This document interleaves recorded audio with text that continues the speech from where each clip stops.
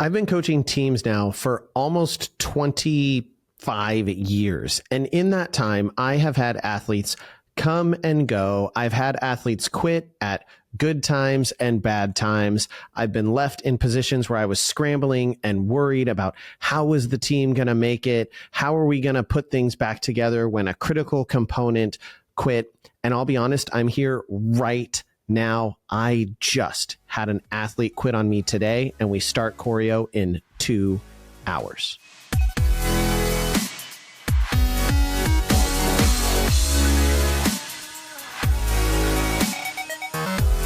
Hello, everyone, and welcome to another episode of the Cheer Biz Podcast. I'm your host, Dan Cotton, and today we are diving into how I respond when an athlete quits and how you can respond if you're in a similar position. Now, before we get into the episode, please make sure you head on over to Cheer Gym Owners or All-Star Cheer Coaches and Owners and join those Facebook groups. You can ask questions in there that I may cover on the podcast, or may respond directly to you in Facebook, or the other next gen gym owners or coaches will respond to you as well. You can get some really amazing advice as well as ask the community for their advice. I'm going to jump right into it because this is all very raw. And I don't know if this is going to be a super long episode because I've actually got to go work on some stuff. I got to go fix some things. So short story is had an athlete who joined the team a little bit later. They've really only been on the team for about 2.5 months or so, joined right before we went to camp in early July. And then, we'd been hoping this athlete would join. It was one of our boys who joined our world's team. And we're really hoping that they would join, brought a lot of potential to the team. And they came to camp, went to camp with us, which was super cool. And then had some issues during the summertime, some conflicts at home and some things that were going on. So missed a number of practices, but they've been back and they seemed really good. And they actually were at practice on Tuesday night and in good spirits. And we had conversations about, hey, it's choreo. We start today at time of recording. Thursday night is when we start our choreography, and made sure everyone understood what that meant and what that looked like, and everyone was on the same page. And then he started texting today that he couldn't make it, and then it was this kind of roundabout with one of the other coaches about I've got all this stuff going on and I've got all these things happening and I just can't make it tonight. I kind of laid down the law and I said, look, they need to be there. They can't, this athlete can't miss. They still said they needed to. And then there was some more conversation and they said, I just have too much going on. I can't do the team. So I had a conversation with them, and ultimately, I gave them the opportunity to think about it a little bit more, but I knew where we were going to end up, and they decided not to stay on the team. Now, I'm going to give you a real quick thought here. I didn't fight super hard to keep them, in the sense of I didn't say, don't worry about it. You can miss all of choreo, take as much time as you need. Your spot's here. I didn't do any of those things. I said, look, you can take tonight because we're only doing 2 hours of choreography and we'll figure it out from there. And you can let me know tomorrow. And that was when they said, you know what, I'm just going to tell you right now, this is what I need to do. And I don't have the capacity to be on the team right now, which for me, that's all I need to hear, because this team has really big goals. And if there's an athlete that doesn't have capacity to be on the team, then we would absolutely prefer that they self-identify now and leave before we get further down the season. Number 2, an athlete that's going to be unreliable is not an athlete that I want on the team. So it was a crummy situation, and I'm certainly disappointed by it because this athlete was very talented. Well, they had lots of potential. Talented athletically, not necessarily crazy talented in cheerleading, but tons of potential, as you get with a lot of males coming into the sport. Now I'm in the situation of, okay, how do you respond? So I'm headed into choreography. At time of recording, it is 5:33 p.m. We start choreography at 7:30. So I have to have solutions figured out by 7:30. Now we have 6 boys on our team, now 5, which technically means we could compete in small co-ed, but we've already announced that we're going medium co-ed, and we have 26 athletes on the team.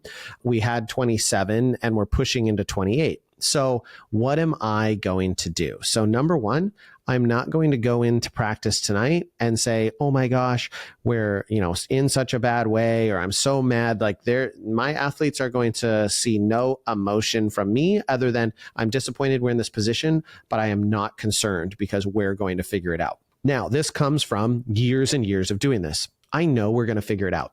I don't know exactly what the answer is right this second. There are talented boys in the area that are not on our team that we could potentially see if they, want to join the team. And if not, you know what? The 5 boys that we have are committed and are really talented. And if that's who we want to stay on the team, then, and we want to compete with 5 boys, you can compete in the medium division with 5 boys. Now, I know you may be listening to this and going, yeah, it must be nice when you have 27 people. Now you're only at 26. You can still compete. Yeah, but we're in the world's division. This is the teams that podium have 8 boys, typically speaking, and most of them tumble. I have 3 of my boys that tumble. So now it's the majority of them. This was not a tumbling athlete, but it's definitely it's a stressful position. So number one, I'm going to go in and I'm going to be very clear that we are in control. Number 2 is I'm going to set the stage for how the team is going to respond, which is adversity is going to come. We're just getting some a little bit early. And I'm going to be thankful for the fact that this decision is happening before we've had choreography rather than after, because if it happened after we had choreography, we'd really be stuck in a spot where we're relying on this person to be in a stunt group, which is now we can say, you know what, we don't have to rely on them, and we can now build our groups according to if we can't replace this human, and we can still be on the hunt to find another person and make it happen. So it leaves us some luxury there. Number 2 is I am going to start recruiting, right? I'm going to challenge my athletes. I'm going to say, hey, I know we've done this a couple times, but if you know of anyone who would be a good fit, who aligns with our vision, who aligns with our goals, then I want you to, get them out here, get them to a practice, and let's see if we can get them to join. Now, we actually have a boy that's been kind of on the fence trying to work it out with parents, and he does a lot of different things. So it's a little bit of a challenge there. And I'm not necessarily even going to go with that particular athlete. I think there are some other options out there. And I choose to be optimistic, because if you go into pessimism, nothing good comes from that. So you have to find solutions. You have to be logical in these moments and take a deep breath. So that's exactly what I'm going to do. I'm going to take a deep breath. You'll see, if you follow my social media, you'll probably see, hey, Dream is looking for a few athletes to join our roster. And that's directly in response to this. Now we are always looking for athletes that are not committed to teams. They can be committed to a high school team, but not an all-star team. We don't want to take them away from anything. And athletes in our gym can do both high school and all-star. We're looking for someone, also girls, who have boyfriends that can tumble, which does happen. We actually have another athlete on our team who their boyfriend is a tumbler and is actually decent, that we could potentially try and get in the gym. So we have some different options out there. But yeah, I'm gonna take some time. I'm gonna let the kids have feelings. I'm not gonna prepare them. I'm gonna tell them as a group, although it's very likely that he's already texted everyone and said, hey, or text the boys and said, hey, I'm not gonna continue the season. And ultimately, they're doing me a favor. I'm disappointed. I wanted it to work out, but someone who is not in alignment with our values, and one of our values on this team is that this team comes first.